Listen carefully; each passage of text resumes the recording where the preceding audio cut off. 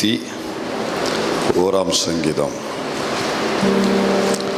எல்லாருக்கும் பரிச்சயமான வசனம், மனப்பாடமாக எல்லாரும் சொல்லக்கூடிய வசனம் இல்லையா?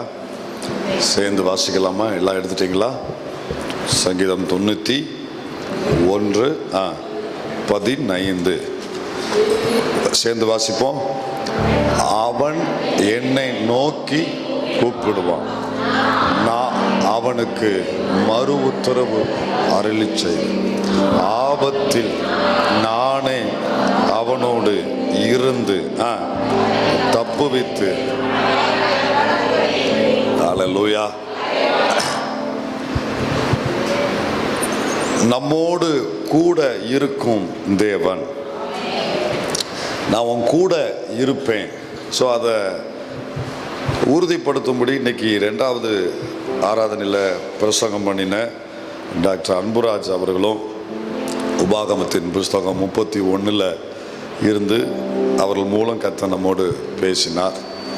அவங்க வேற ஒரு செய்தி தான் மனதில் வைத்திருந்தாங்க. ஆனால் இங்கே வந்ததுக்கப்புறம் தேவன் அவர்களுக்கு சில வார்த்தைகளை சொல்ல உணர்த்த, அவர்கள் மூலம் தேவன் நம்மோடு, கர்த்தர் தாமே உனக்கு முன்பாக போகிறார், கலங்கவும் பயப்பட வேண்டாம், அவர் உன்னை விட்டு விலகுவதும் இல்லை, உன்னை கைவிடுவதும் இல்லை என்று நம்மை பலப்படுத்தும்படி ஆண்டவர் அவர்கள் மூலம் இந்த வார்த்தைகளை உறுதிப்படுத்தினார்.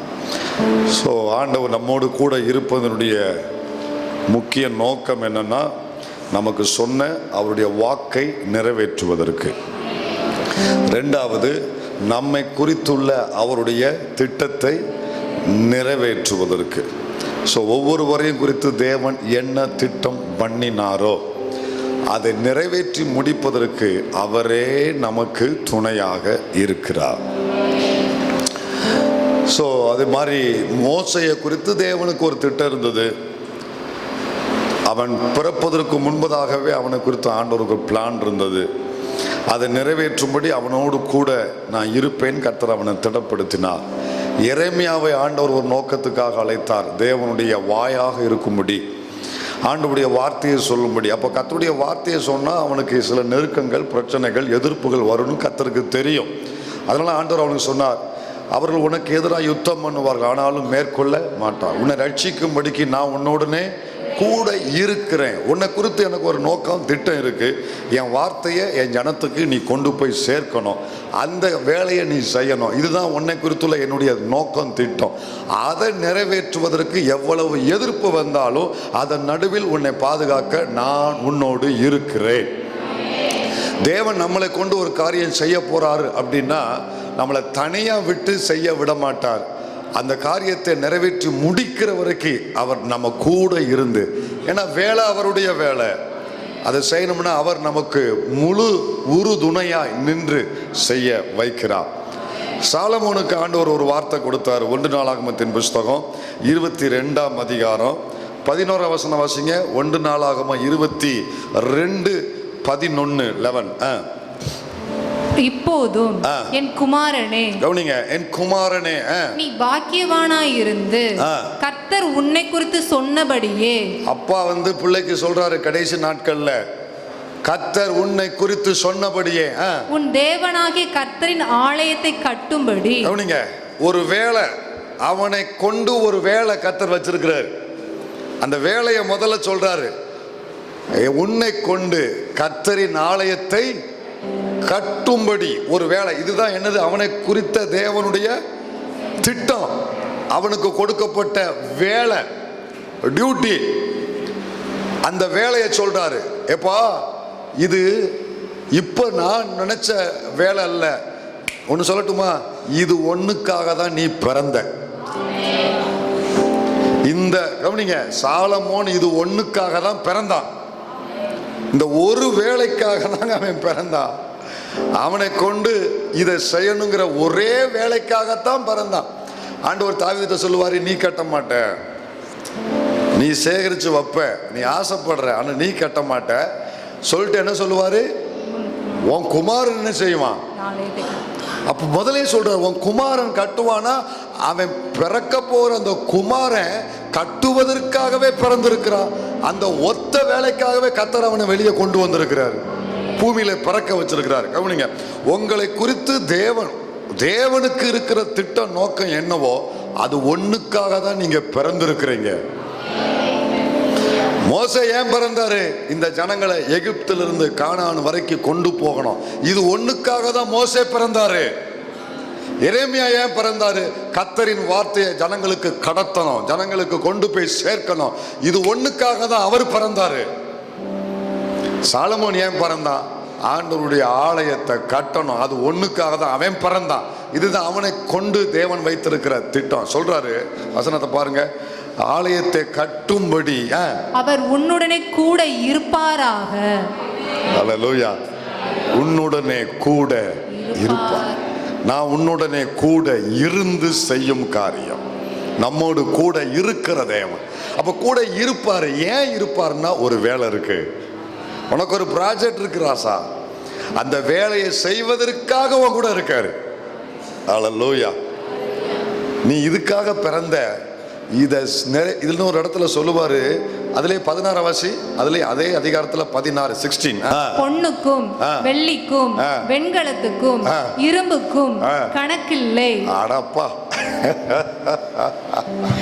நம்ம இன்னைக்கு எண்ணி பார்க்க வேண்டியிருக்கு. 3.5 டன் வாங்கியிருக்கோம், எத்தனை குறைஞ்சிருக்கு?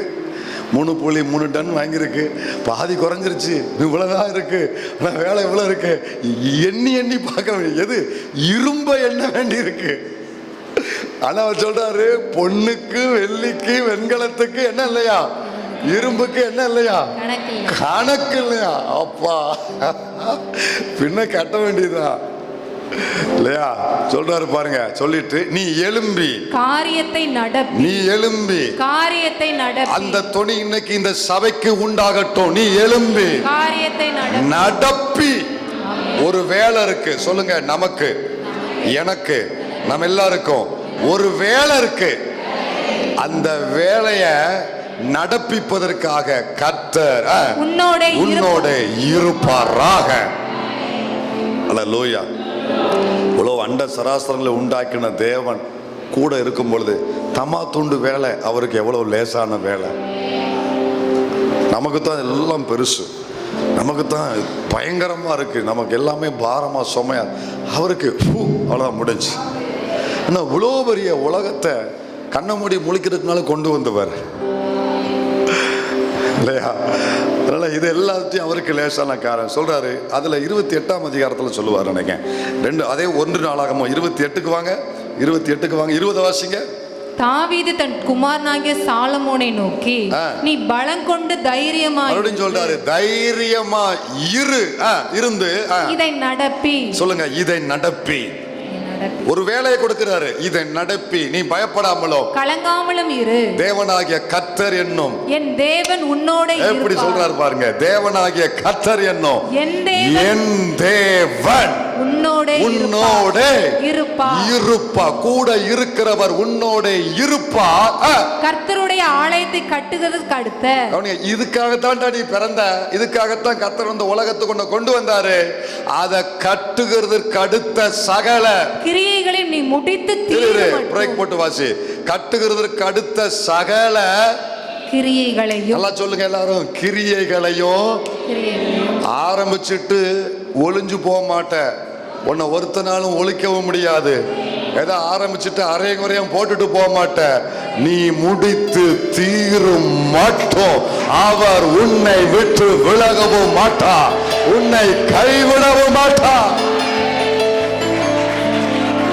ஆமென் சொல்ற பிள்ளைங்க எத்தனை பேர் உள்ள இருக்கீங்க? சொல்லுங்க, முடித்து தீரும் மட்டும். கர்த்தர் ஆரம்பிக்கிறவர் அல்ல, அதை தொடர்கிறவர் மட்டுமல்ல, நிறைவேற்றி முடிக்கிறவர். முடித்து, அந்த வார்த்தை தான் என்ன ரொம்ப டச் பண்ணுச்சு. முடித்து தீரும் மட்டும், அதை முழுமையா பினிஷ் பண்ணுகிற வரைக்கும். ஏன் அப்படின்னா, இது ஒண்ணுக்காக தான் கர்த்தர் உன்னை கொண்டு வந்தாரு. நம்ம போடுற ப்ராஜெக்ட் ஒருவேளை அரையும் குறையுமா நின்றலாம், ஆனா நம்மளை கொண்டு அவர் போட்ட ப்ராஜெக்ட் எல்லாமே மகிமை அடையும். உங்களை கொண்டு உங்க குடும்பத்தில், உங்க சந்ததிக்கு, உங்களை கொண்டு உங்க பிள்ளைகளுக்கு, அல்லது உங்களை கொண்டு ஊழியத்தில் என்ன செய்யணும்னு அவர் ஒரு பிளான் போட்டு வச்சாரோ அதை முடித்து தீர்வு மட்டும் ஒரு முடி கூட உங்கள் தலையிலிருந்து கீழே விழாது. முடித்து தீர்வு மட்டும். கன்ஃபஸ் பண்ண விரும்புறவங்க, முடித்து தீர்வு மட்டும் அவர் என்னை விட்டு என்னை கூட வேலைக்காக என் கூட இருக்கிறார். அல்லேலூயா. சரி, அப்போ கர்த்தர் கூட இருப்பது வாக்கை நிறைவேற்ற, தேவன் நம்மோடு இருப்பது திட்டத்தை, அதாவது அந்த வேலையை நிறைவேற்ற, திட்டத்தை நிறைவேற்ற. மூணாவது தான் 91ஆம் சங்கீதத்தில் கவனிச்சோம். 91ஆம் சங்கீதம் மறுபடியும் வாசிக்கலாமா? 15ஆம் வசனம் வாசி. 91:15. அவன் என்னை நோக்கி கூப்பிடுவான், நான் அவனுக்கு மறு உத்தரவு அருளி செய்வேன். ஆபத்தில் நானே அவனோடு இருந்து. வந்துருச்சா? நான் உன்னோடு இருப்பேன். அந்த வார்த்தை வந்துருச்சா? ஆபத்தில் நானே. அதாவது தூதனை அனுப்ப மாட்டேன், இன்னும் 4 பேர் உனக்கு உதவியை கொடுக்க போறது கிடையாது, நானே. காலையில டாக்டர் சொன்னாங்களா, கர்த்தர் தாமே, God himself, கர்த்தர் தாமே, தேவன் தாமே, அவரே, நானே அவனோடு இருந்து அவனை தப்புவித்து அவனை கனப்படுத்துவேன். அப்போ மூன்றாவது தேவன் நம்மோடு இருப்பதனுடைய நோக்கம் என்ன தெரியுமா? தேவன் நம்மோடு இருப்பதனுடைய பிரதான நோக்கம் என்ன தெரியுமா? தன் பிள்ளைய கனப்படுத்துவதற்காக கர்த்தர் தன் பிள்ளையோடு கூட இருக்கிறார். எதுக்குங்க சொல்லுங்க? எதுக்கு? கனப்படுத்த, உங்களை கனப்படுத்த. இது தாவீதும் சாலமோனுக்கும் அவர்களுடைய கான்வர்சேஷன் தான் இந்த 91ஆம் சங்கீதம். கடைசியா தேவன் வாக்கு கொடுக்கிறார். 91ஆம் சங்கீதம் பின்னணியதுக்கு ஆளுக்கு ஒன்று விளக்கம் கொடுப்பாங்க. ஆனால் மேக்சிமம் உள்ள வேத வல்லுநர்கள் ஏற்றுக்கொள்கிற ஒரு விளக்கம் என்னன்னா, ஆசாரிப்பு கூடாரத்தில், ஆசாரிப்பு கூடாரத்துக்கு முன்னால ஒரு பக்கம் தாவீது, ஒரு பக்கம் சாலமோன், இருவரும் நின்று தாவீது சாலமோனுக்கு ஆலோசனை சொல்றாரு. சாலமோன் அதுக்கு பதிலுரை கொடுப்பாரு. இறுதியில இவர்களுக்கு தேவன் ஒரு வாக்கு கொடுப்பார். அதுதான் இந்த கடைசி வசனம். ஆபத்தில் நானே அவனோடு இருந்து. தாவீது, கவலைப்படாதப்பா, உன் பிள்ளைக்கு நீ சொல்ல வேண்டியதெல்லாம் சொல்லிட்ட, கொடுக்க வேண்டிய ஆலோசனைலாம் கொடுத்துட்ட, அவனுக்கு எது வரும் நீ ஒன்றும் பயப்படாத. அவன் நீ சொன்னபடி, நான் கொடுத்த கட்டளையின்படி அவன் நடந்து கொண்டா, ஆபத்து வரும்போது நானே அவனோடு இருந்து தப்புவித்து கனப்படுத்துவேன். இப்ப தேவன் தன் பிள்ளைகளோடு இருப்பதனுடைய முக்கிய நோக்கம், மூன்றாவது நோக்கம், தன் பிள்ளைய கனப்படுத்துவதற்காக தன் பிள்ளையோடு கர்த்தர் இருக்கிறார். கனப்படுத்துகிற தேவன். நீ கனவீனப்படுத்தப்பட்ட அந்த பகுதியில், அந்த பர்டிகுலர் அந்த காரியத்தில், அதுலேயும் தேவனை உறுதியா நம்பி இருக்கிறபடினால உன்னை கனப்படுத்துவதற்காக தேவன் உன் கூட இருக்கிறார். அடி வசனம் வரும், கர்த்தர் யோசேப்போடு இருந்தா, கர்த்தர் யோசேப்போடு இருந்தா. அவன் இருக்கிறது சிறை, ஆனாலும் கர்த்தர் அவனோடு இருந்தார். நீங்க தேவன் அவனோடு இருந்து முடிவில் அவனுக்கு என்ன நடந்துச்சுன்னா, அதே எகிப்தில் தேவன் அவனை என்ன செஞ்சாரு? கனப்படுத்தினான். ஏன்னா தன் நாமத்து நிமித்தம் வருகிற எல்லா உபத்திரவத்தையும் சகித்து கொண்டு அதை விட்டு விலகி போகணுங்கிற எண்ணம் இல்லாம அது தேவனுக்காக ஏற்றுக்கொண்டான் பாருங்க. தேவன் அதை பார்த்து கணக்கில் வைத்து கனப்படுத்துவதில் உண்மை உள்ளவர். கர்த்தரை போல உண்மை உள்ளவர்களை நீங்க ஒருவரையுமே பார்க்கவே முடியாது. உண்மையில், உண்மை என்கிற வார்த்தைக்கு தேவன் மட்டும்தான் பொருந்தக்கூடியவர். ஆண்டவர் நாமத்து நிமித்தம் வருகிற கனவீனங்கள், அவமானங்கள், நிந்தனைகள், ஏச்சுக்கள், பேச்சுக்கள், ஏளனங்கள் எல்லாத்தையும் சகித்து கொண்டு, நம்ம சேட்டை பண்ணி வருகிறத சொல்லல, கர்த்தர் நாமத்து நிமித்தம் வருகிறத சொல்றேன். தேவனுடைய நாமத்தின் நிமித்தம் சிலருக்கு வரும். இது எல்லாவற்றையும் உள்வாங்கி கொண்டு ஏற்றுக்கொண்டு அதை உருவ கடந்து போய் தேவன் நிமித்தம் இதை நான் பாக்கியமா எண்ணுகிறேன் அப்படின்னு இதை ஏற்றுக்கொண்டு அந்த இடத்தை விட்டு நீங்க வழி விலகாம இருக்கிறீங்க பாருங்க. எதுக்குடா வம்பு, சே தூர தூக்கி போட்டு போற, மனுஷனுக்கு நிம்மதி தான் தேவை, எதுக்கு போராடுவானே அப்படின்ட்டு தூர தூக்கி போட்டு கர்த்தர் வச்ச இடத்தை விட்டுட்டு எஸ்கேப் ஆகாம, அவமானத்தை பார்த்து நீங்க விலகி ஓடாம ஆண்டவருக்காக பொறுத்து அதிலேயே உறுதியா நிக்கிறீங்கன்னா அதே இடத்துல கனப்படுத்த இறங்கி வருவார் கர்த்தர். அக்கினி சூளையில அவமானத்தை பொறுத்து உறுதியா நின்னாங்க, இறங்கி வந்தாரு, கனப்படுத்தினாரு. முடிவில் சிங்க கவியில அவமானத்தை பொறுத்து உறுதியா நின்னாரு, தேவன் கனப்படுத்தும்படி இறங்கி வந்தாரு. சிறையில அவமானத்தை பொறுத்து கொண்டு தப்பு செஞ்சு அவன் சிறைக்கு போகல, கர்த்தர் நாமத்தின் நிமித்தம் அந்த அவமானம் வந்தது. இதெல்லாம் பொறுத்து கொண்டு உருவ கடந்து போக சகித்து உறுதியா நின்னா தேவன் பார்த்து கனப்படுத்த இறங்கி வந்தாரு. அல்லேலூயா. தேவ பிள்ளையே, உபத்திரவம் பாடு அப்படின்னு நீ கணக்கு போட்டு கர்த்தர் வச்ச இடத்தை விட்டு போகணும்னு நீ முடிவு பண்ணாத. இன்னொன்று சொல்லட்டுமா, இதை விட்டு போனா இதை விட பாடு வரத்தான் செய்யும். ஆனா கவனி, ஆனா அங்க உனக்கு எந்த பாதுகாப்புமே கிடையாது. தேவன் வச்ச இடத்துல எவ்வளவு பாடு வந்தாலும் உனக்கு பாதுகாப்பு இருக்கு. அக்கினி சூளையா இருந்தாலும் அவளை பார்க்கக்கூடிய அக்கினி மயமான ரதங்கள் சூழ்ந்திருக்கு. தேவன் வச்ச இடத்துல நீ இரு, அவமானத்தை சகித்து கொண்டு நீ இரு, நிந்தையை சகித்து கொண்டு இரு. சொல்லட்டுமா, இயற்கை தன் சக்தியை இழக்கும். மொத்த கண்ட்ரோலும் அங்க தேவனுடைய கரத்துக்கு கடந்து போகும். அந்த இயற்கையின்படி நடக்கக்கூடியது எதுவுமே உனக்கு எதிராக எழும்புகிற அந்த பாதையில எதுவுமே நடக்காது. எப்படி சொல்றேன்னா, நெருப்புக்கு என்ன தன்மை உண்டு? தன்னிடத்தில் வரக்கூடிய எதையுமே பொசுக்கி சாம்பலாக்கக்கூடிய தன்மை உண்டு. இதுதான் இயற்கை. ஒரு நெருப்புல எதை போட்டாலும் அதுவும் நெருப்பா மாறிடும். இதுதான் நெருப்புடைய தன்மை. இப்ப நெருப்புல 7 மடங்கு அக்கினி சூளை பக்கத்திலே போட்டவன் சாம்பலா போனான் இருக்கு, எரிஞ்சு போனான் இருக்கு. தூக்கி கொண்டு போனவன் 10-15 அடி தூரத்தில் நின்னவன் எரிஞ்சு போனான் இருக்கு. ஆனா உள்ள போடப்படுற 3 பேரும் இயற்கையின் தன்மையின்படி, அந்த இயற்கையின்படி அந்த நெருப்பின் தன்மை இவர்களை இப்ப சுட்டரிச்சு சாம்பலா இருக்கணும். ஆனா மூடி கூட என்ன செய்யலையா? அந்த வாசனை கூட நெருப்புக்குன்னு ஒரு வாசனை உண்டு, அது கூட இவங்க மேல இல்லையா? நான் எப்படி பார்க்கணும், போட்ட சட்டையுடைய அயன் கூட களையல. அப்போனா அங்க என்ன நடந்திருக்கு? இயற்கை தன் சக்தியை இழந்திருக்கு. காரணம் மொத்த கண்ட்ரோலும் அவரிடத்துல இருக்கு. கர்த்தர் வச்ச இடத்துல உபத்திரவத்தை சகித்து நீ போகும் பொழுது கண்ட்ரோல் உனக்கு விரோதமா எழும்புகிற கூட்டத்தினுடைய கையில் அல்ல, உன்னை குறித்து திட்டம் வைத்திருக்கிற கர்த்தரின் கையில் நீ போகிற பாதையினுடைய முழு கண்ட்ரோல் இருக்கு. முழு கண்ட்ரோலும் கர்த்தரின் கையில் இருக்கு. சொல்லுங்க, தேவனை மிஞ்சி அவரை தாண்டி எதுவும் நடக்காது. பத்திரமா இருப்ப, நீ பத்திரமா இருப்ப. எப்படி பாச சொல்றீங்க? உங்களுக்கு என்ன தெரியும்? ஆமா, எனக்கு ஒண்ணுமே தெரியாது. நான் போற பாதை உங்களுக்கு என்ன பார்த்து தெரியும்? நடக்கிற சம்பவம் பார்த்தா, பேசுற பேச்செல்லாம் பார்த்தா நான் எப்படி பத்திரமா இருக்க போறேன்? இருப்ப, இருந்திருக்கிறாங்க, நானும் இருக்கேன், நீயும் இருப்ப. அறிவாளி மாதிரி பேசக்கூடாது, விசுவாசி ஆளி மாதிரி பேசணும். அறிவை வச்செல்லாம் பேசக்கூடாது. இப்பெல்லாம் விசுவாசத்துல பேசணும். கனப்படுத்தும்படி இறங்கி வருவார். கடைசியா ஒரு பகுதியை வாசித்து நம்ம முடிக்கலாம். கவனிங்க, ஆதியாகமம் 46, ஆதியாகமம் 46 எப்படி கர்த்தர் கனப்படுத்துறான்னு சொல்றேன். தேவன் தன் பிள்ளையோடு இருக்கிற நோக்கத்துல அவர் கனப்படுத்துற விதம் எவ்வளவு பியூட்டிஃபுல்லா இருக்கு பாருங்க.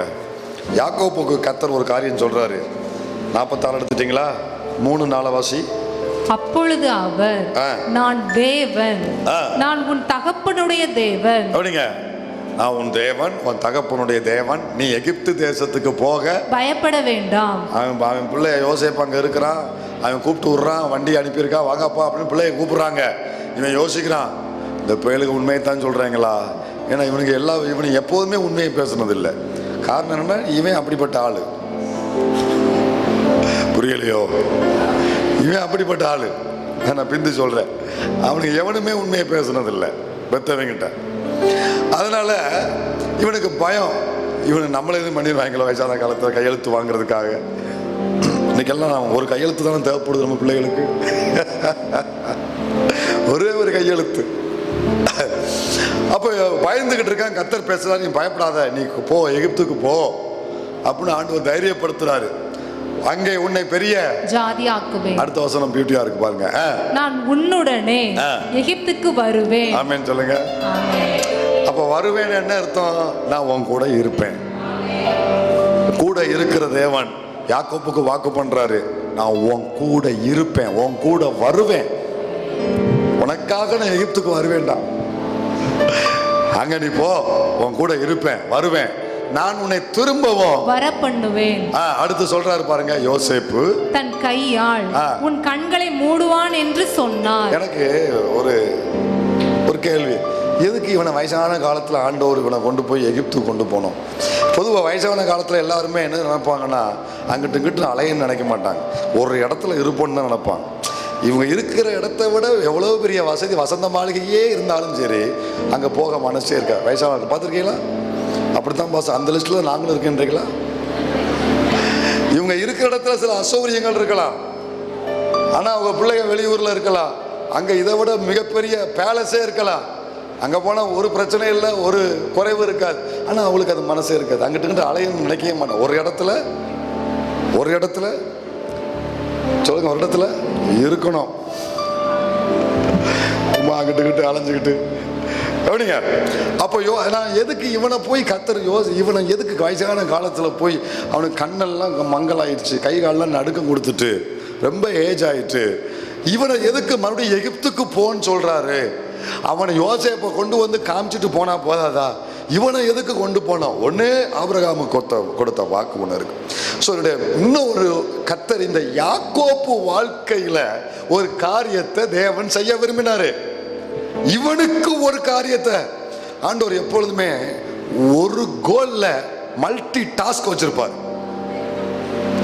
மல்டி டாஸ்க் வச்சு ஒரு பக்கம் ஆபிரகாம் கொடுத்த வாக்கு, இன்னொரு பக்கம் யோசேப்புக்கு செய்ய வேண்டிய காரியம், இதுக்கு இடையில யாக்கோபுக்கும் கர்த்தர் ஒன்றை செய்ய விரும்பினார், ரொம்ப செய்ய விரும்பினார். நீங்க ஆபிரகாம், ஈசாக்கு, யாக்கோப் 3 பேர் எடுத்துட்டீங்கன்னா, இந்த 3 பேர்ல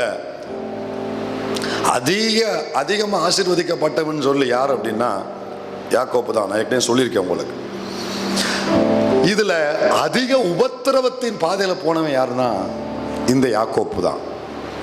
இந்த யாக்கோப்பு தான் 3 பேரை பார்க்கலாம்.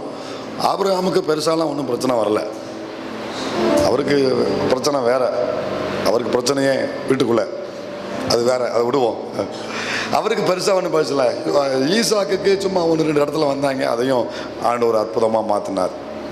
ஆனால் இந்த யாக்கோப்பை பார்த்தீங்கன்னா வாழ்க்கையில் பெரும்பகுதி அவன் பாடுகளை அனுபவிச்சவன். இவனை மாதிரி யாருமே பாடுபட்டதில்லை. எனவே ஆண்டவர் இவன் அந்த பாடுகளுக்குள்ளே போகும் பொழுது, அந்த வனாந்திரத்தில் போகும் பொழுது அவன் பட்ட பாடு, அவன் மனசில் அவனுக்கு இருந்த வேதனை, இதெல்லாம் பார்த்து அவனை கனப்படுத்தணும்னு கர்த்தர் ஒரு திட்டம் வச்சார். அவனை கனப்படுத்தணுங்கிற ஒரு திட்டம் தேவனுக்கு இருந்துச்சு. அதை நிறைவேற்றும்படி கர்த்தர் சொன்னார்ல, ஆபத்தில் நானே இருந்து அவனை தப்புவித்து, அவனை தேவன் தன் பிள்ளையோடு இருப்பதின் நோக்கம் என்ன? தன் பிள்ளையை கனப்படுத்துகிற தேவன். உங்க வாழ்க்கையில பாப்பீங்க, கண்ணை மூடுறதுக்கு மேல பாப்பீங்க. எப்படின்னு சொல்றேன், இந்த யாக்கோப்புக்கு கர்த்தர் செய்திருக்கிறபடினால் இதை விசுவாசிக்கிற உங்களுக்கும் செய்வது நிச்சயம். நம்புறீங்களா? நீங்க நம்பிக்கையோடு ஆமென்னு சொல்லுங்கல்ல, வழக்கத்துக்கு சொல்லாதீங்க. நான் நம்புறேன்ப்பா, என்னைய என் கண்ணை மூடுறதுக்கு மேல நான் கனப்படுத்துவேன். இந்த யாக்கோப்புக்கு செய்தாரு பாருங்க, நீ எகிப்துக்கு போப்பா, உன் கூட இருப்பேன்ப்பா சொல்லிட்டு கடைசி சொல்றாரு, யோசேப்பு தன் கையா உன்னை மூடுவான். இதுல என்ன பாஸ்டர் இருக்கு கவனிங்க. ஆபிரகாம் கண்ணை மூடுனா, இந்த 3 பேரை விட இவனை கர்த்தர் எவ்வளவு விசேஷப்படுத்திருக்கிறான்னு சொல்றேன். இந்த யாக்கோப்பை எவ்வளவு விசேஷமா கனப்படுத்திருக்கிறான்னு சொல்றேன். ஆபிரகாம் கண்ணை மூடுனா, ஆபிரகாம் மரிச்சான், யார் அடக்கம் பண்ணா? புரட்டலாம் கூடாது, சொல்லணும், கேட்குற கேள்வி எல்லாம் பில்லியன்னா உள்ள இருக்கு. ஆபிரகாம் கண்ணை மூடும்போது யாருங்க அடக்கம் பண்ணா? உசுனா என்ன அர்த்தம்? ஈசாக்கும் இஸ்மாவும் பிள்ளைய வந்து அடக்கம் பண்ணாங்க. 2 பேர் அவ்வளோதான், கூட வேலைக்காரங்க இருந்திருப்பாங்க. பாட்டி இல்லை, பாட்டி அதுக்கு மேலே முடிஞ்சு. அவர் மட்டும், அவர் 2 பிள்ளைங்க மட்டும், அவ்வளோதான். ஒரு சும்மா 2 நாளில் ஒரே நாளில் எல்லாம் முடிஞ்சு போச்சு, சிம்பிளாக முடிஞ்சு போச்சு. அதில் பெரிய விசேஷம் ஒன்றும் கிடையாது, எல்லாரும் போல. ஈசாக்கு மரிச்சான். யார் அடக்கம் பண்ணா? இவன் வந்தான், இவன் பிள்ளைங்க தான். யோசேப்பு வந்தான், யாக்கோப்பு வந்து அவன் மரிச்சான். அவன் வேலை அப்படியே அவன் பிள்ளைங்க ஏசா, யாக்கோப்பு, அது வந்து 2 பேரோட முடிஞ்சு போச்சு. அவனுக்கு ஆபிரகாமுக்கும் 2 பேர், ஈசாக்குக்கும் முடிஞ்சு போச்சு. இப்போ யாக்கோப்பு கடைசி காலம், கண்ணை மூடக்கூடிய நேரம், ஆண்டவர் அவனுக்கு ஜீவனை கொடுத்து பாதுகாத்து எகிப்துக்கு போ, எகிப்துக்கு போ. 3 விதத்தில் எகிப்தில் கனப்படுத்தினார். 3 விதத்தில் எகிப்தில் தேவன் அவனை கனப்படுத்தினார். நம்பர் 1, இப்போ அதெல்லாம் உள்ள போய் வசனம் வாசிக்க டைம் இல்லை, தெரிஞ்ச விஷயம். நம்பர் 1 என்னன்னா, எகிப்தின் ராஜாவை ஆசீர்வதிக்கக்கூடிய ஒரு பாக்கியம் இந்த யாக்கோப்புக்கு தேவன் கொடுத்தார். அவன் தாங்க இருக்கிறதுல சுப்பீரியர் பவர், அவன் தான் சுப்பீரியர் பவர். அவனுக்கு மேல ஒருத்தனும் இல்லை அப்படிங்கிறது தான் எல்லாம் அவனுடைய எண்ணம். ஆனா கர்த்தர் அதை உடைச்சு அவனை ஆசீர்வதிக்கிறதுக்கு என் பிள்ளை இருக்கிறான்டா அப்படின்னு எகிப்தின் ராஜாவை ஆசீர்வதிக்கிற. அப்ப அவனையே ஆசீர்வதிக்கிறானா? இப்ப அந்த 2 பேர்ல கர்த்தர் யார? ராஜா இந்த பக்கம், ராஜா இந்த பக்கம் யாக்கோப்பு. தேவன் இப்ப யாரை கனப்படுத்தி முக்கியப்படுத்துறாரு? ஆசீர்வதிக்கப்படுகிறவனோட யார் ஆசீர்வதிக்கிறானோ அவன் தான் அங்க முக்கியமானவன். சொல்றது புரியுதா உங்களுக்கு? இப்ப ராஜாவை விட ஒரு படி மேல கர்த்தர் வச்சுட்டாரா? கனப்படுத்திட்டாரா? இது ஒரு விஷயம். 2வது, அவங்க அந்த நாட்டுக்காரங்க எல்லாரும் தங்க சொந்த நிலத்தை, சொந்த நாட்டில் சொந்த நிலத்தை வித்து உயிர் பிழைச்சுக்கிட்டு இருக்கான். அந்நிய நாட்டில் இவனுங்க சொந்த நிலத்துல கர்த்தர் இவனை குடியேற்றி வைக்கிறாரு. கிட்டத்தட்ட ராஜாவுக்கு இணையா. அவனுங்கெல்லாம் தங்கள் நிலத்தை வித்து வித்து தானியத்தை வாங்கி பிழைச்சுக்கிட்டு இருக்கான். ஆனா இவனுங்களுக்கு அந்த பஞ்சத்துல நல்ல நாடுன்னு சொல்லப்பட்டிருக்கு, ராமசேஸ், நல்ல நாடு, சொந்தமா குடியேற்றப்படுறாங்க. இது உங்களால கற்பனை இமேஜ் பண்ண முடியுதா? அந்நிய நாடு, சொந்த நாட்டுல சொந்த நாட்டுக்காரனே இப்போ தன் சொந்த நிலத்தை வித்துட்டு இருக்கிறான். ஆனா அந்நிய நாட்டுல அந்நியர்களுக்கு தேவன் சொந்த இடம் மாதிரி ஒரு செழிப்பான இடத்துல குடியேற்றி வைக்கிறார். நீங்க அப்படி உள்ளுக்குள்ள போகிறத விட அப்படி துண்டா நீங்க நின்று பார்த்தீங்கன்னா அது கிட்டத்தட்ட ராஜாவுக்கு இணையா கர்த்தர் அங்க கனப்படுத்தி வைப்பாரு. 2ஆச்சா? 3வது, நீங்க ஆண்டவர் சொன்னார்ல, நீ போ, உன் கண்ணை மூடுவான். அதுக்குள்ள கர்த்தர் ஒரு காரியத்தை வச்சிருந்தாரு.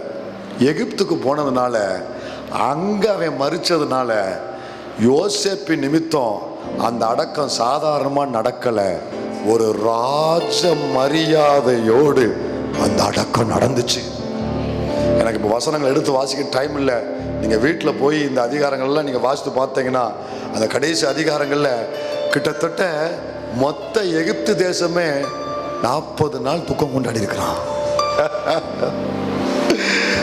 மொத்த கவனிங்க, ஒரு மனுஷனுக்காக ஒரு ராஜாவுக்கு செய்யப்படுகிறது போல மொத்த எகிப்து. அதுல 1-2 வசனத்தை மட்டும் நான் வாசிக்க விரும்புறேன். அவனுக்கு அனுப்பி வைக்கிறத பாருங்களேன். 50வது அதிகாரத்துக்கு வந்துட்டீங்கன்னா 6வது வசனத்தை வாசி. 50வது அதிகாரத்துல, அதற்கு பார்வோன், உன் தகப்பன் உன்னிடத்தில் கவனிங்க, நல்லா கவனிங்க, நல்லா கவனிங்க. அதுல 3வது வசனத்தை வாசி.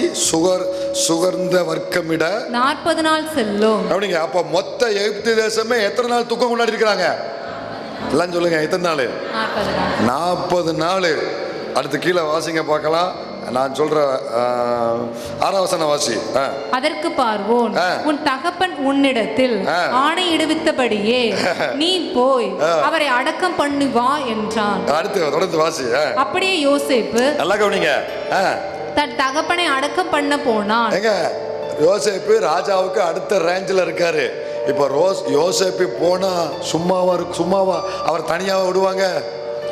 அப்போ ஒரு அதிகாரி போறாங்கன்னா சும்மா இல்ல, ஒரு கூட்டமே என்ன செய்யும், புறப்பட்டு போவோம். இப்போ யோசேப்பு போறாருன்னா சும்மா போக மாட்டாரு.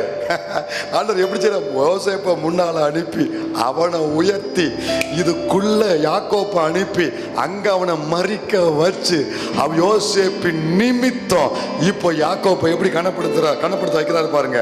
தொடர்ந்து வாசி பார்க்கலாம். பார்வோனுடைய அரண்மனையில் இருந்த பெரியவர்களாகிய, கொஞ்சம் அழுத்தமா, பார்வோனுடைய அரண்மனையில் இருந்த பெரியவர்களாகிய, சும்மா வேலைக்காரன் இல்ல, பெரியவர்களோ கேட்டு வாட்ச்மேன் இல்ல, அரண்மனையில் பெரியவர்கள், அவனுடைய சகல உத்தியோகஸ்தரும். மொத்த எகிப்துக்கு லீவு, மொத்த எகிப்து நாட்டுக்கே லீவு. ஒரு நாட்டுக்கே லீவு விடுறாங்கன்னா அப்ப அந்த ஆள் எவ்வளவு முக்கியமானவரா இருப்பாரு யோசித்து பாருங்க. சாதாரணமா நம்ம கிறிஸ்டிய வாசித்து போயிருந்தோம். ட்ரூத்த பரிசுத்த ஆவியான கண்ணை திறக்கும் போது நமக்கு தெரியும். மொத்த எகிப்துக்கே அன்னைக்கு லீவு. எதுக்கு? ஒரு மனுஷன் யாக்கோபுடைய மரணத்துக்கு. பெரியவர்கள் ஆகிய அவனுடைய சகல higher officer, IAS, IPS, IFS எல்லாவனும் வா. ஒருத்தனும் நீ அங்க இருக்க கூடாது. எல்லாவனும் வா, எல்லாவனும் வாரா. சகல உத்தியோகஸ்தரும், எகிப்து தேசத்தில் உள்ள சகல பெரியோரும், யோசேப்பின் வீட்டார் யாவரும், அவன் சகோதரரும், அவன் தகப்பன் வீட்டாரும் அவனோட கூட போனார்கள். அவனோட ஒரு நிமிஷம் நிமிர்ந்து பாருங்க. கொஞ்சம் ஒரு செகண்ட் அதை கற்பனை பண்ணி பாருங்க. அதை கற்பனை பண்ணி பாருங்க. அது எப்படி இருக்கும் யோசித்து பாருங்க. எப்படி இருக்கும்? சும்மா எப்படி இருக்குன்னு சொல்லுங்க. அது சூப்பராங்கலாம் இல்லை, அது எப்படி இருக்கும்? ஒரு ராஜ மரியாதை அங்க கொடுக்கப்படுது. ஒரு ராஜ மரியாதை.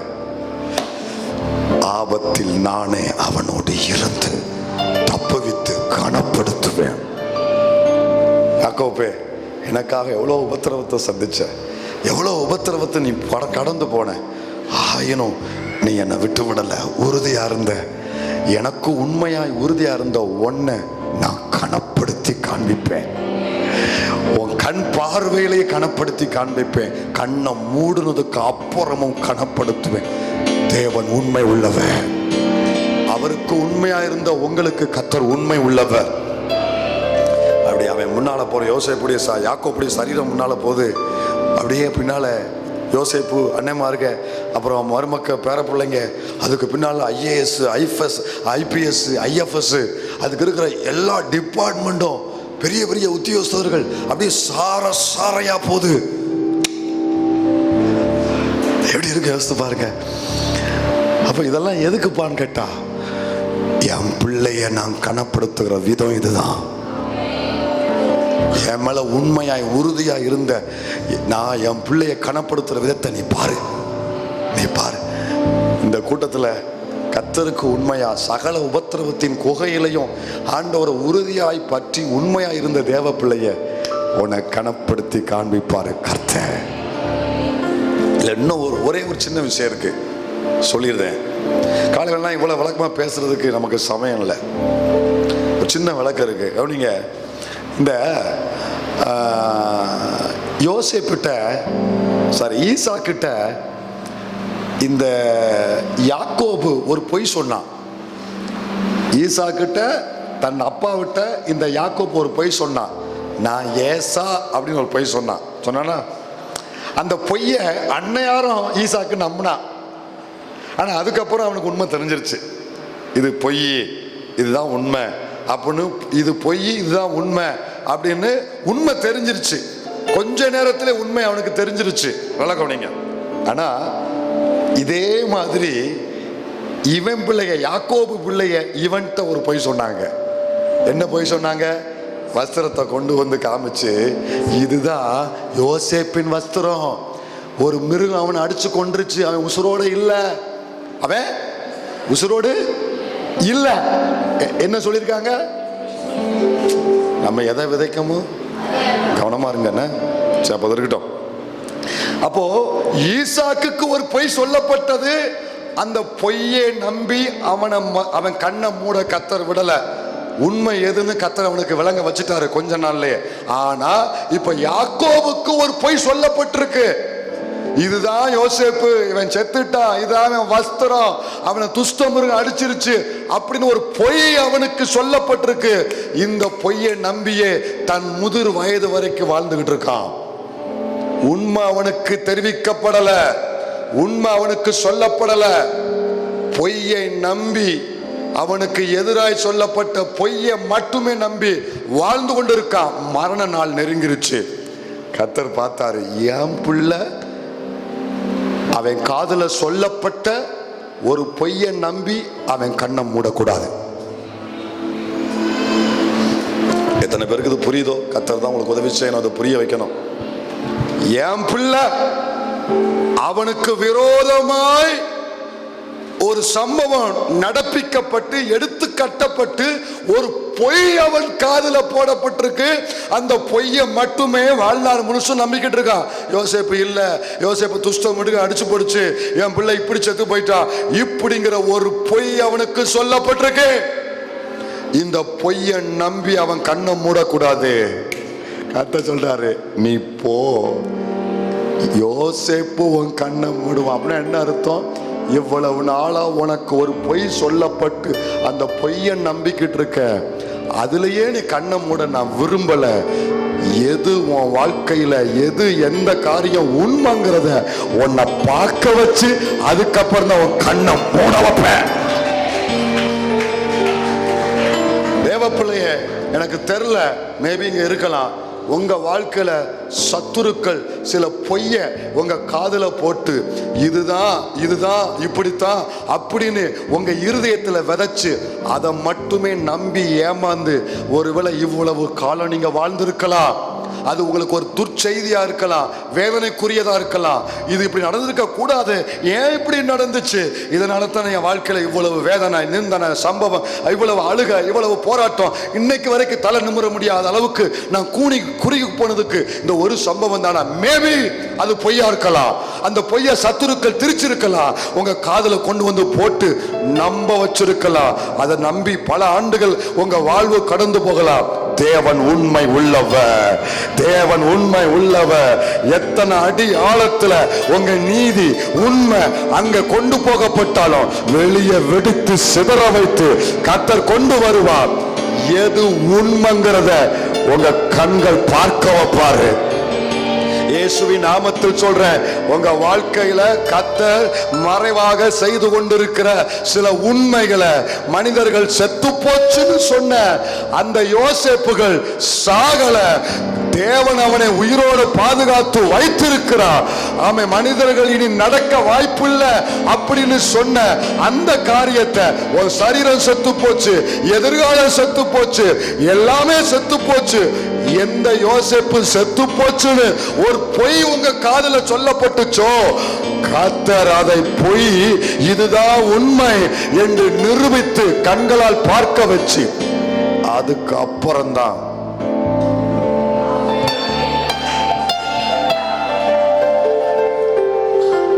யாருக்கு என்ன பொய்ய சத்துரு சொல்லியிருக்கானோ ஆண்டவர் அதை உடைப்பாரு.